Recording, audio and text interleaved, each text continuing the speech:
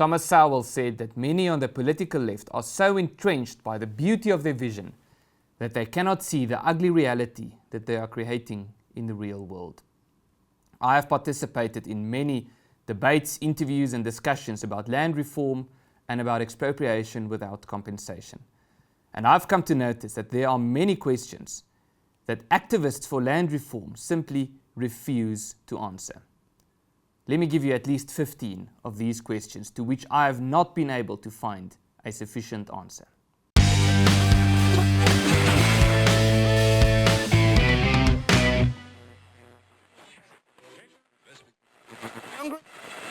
If Africa is for black people, and if black people have the right to tell white people how they should act as a result of the notion that black people were here first, can white people in Europe say to black people in Europe that Europe is a white man's continent and that black people need to go back to Africa? If there is no scientific basis for the claim that there was empty land in South Africa, what do we make of the fact that it is only possible to survive on 30% of South Africa's surface if you did not have the technology to dig a borehole? If X stole Y's cell phone, does that mean that A has the right to take the cell phone of B based on the fact that Y was dispossessed? Which battles were fought as a result of which white people, quote, stole the land, unquote, from black people? Almost all of the theories about the origin of humankind point to Africa. Credo Mutwa says that the first people were born in the Kalahari. Many in Africa, especially black preachers, believe that the Garden of Eden was in Africa. Evolution points to the cradle of humankind in South Africa and also to Ethiopia. If this is so, how can whites not be Africans? If they can't, which year should be regarded as the cutoff date? If white people do not have their origins in Africa, are you prepared to protest outside the cradle of humankind and declare this tourism destination as racist? It has been found that 7% of white people in South Africa have black ancestral mothers. What percentage of your ancestry would have to be black for you to be regarded as black? The Populations Registration Act, according to which people were categorized according to the color of their skin, was repealed because it was regarded as racist.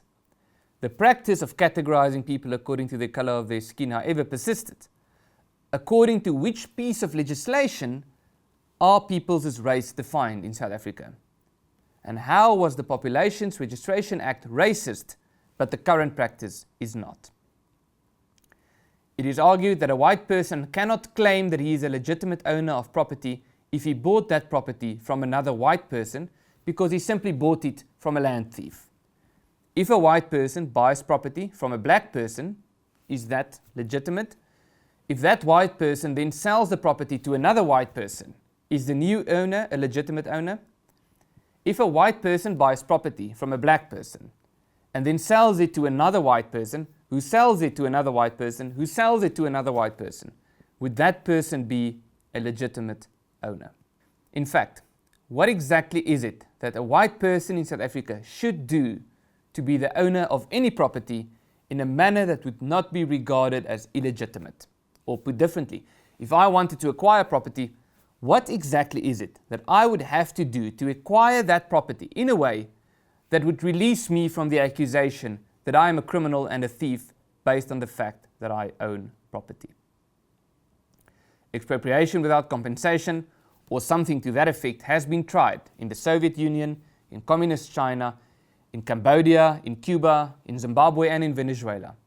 It has failed every single time. In Cambodia there was a genocide. In Cuba, GDP per capita is extremely low. In Russia, several million people died of starvation. In China as well. In Zimbabwe, inflation reached 320 million%. In Venezuela, 82% of people now live below the poverty line. The common denominator in all of these case studies is that property rights were targeted and aggressive government regulation was implemented. Every time in the pursuit of alleged justice.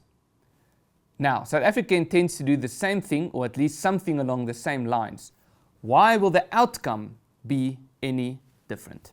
Economic freedom is not the freedom to receive.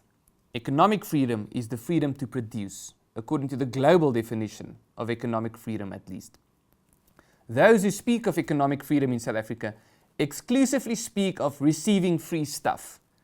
Why is economic freedom defined in South Africa as the exact opposite of what it is supposed to mean? It is said that everything that is associated with colonialism was evil and should be thrown out or decolonized.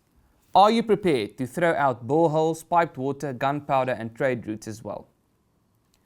It is argued by the Department of Land Reform that land is sometimes given back to black people, who then realize that farming is hard work for low pay, who then sell the property that was given to them to white people.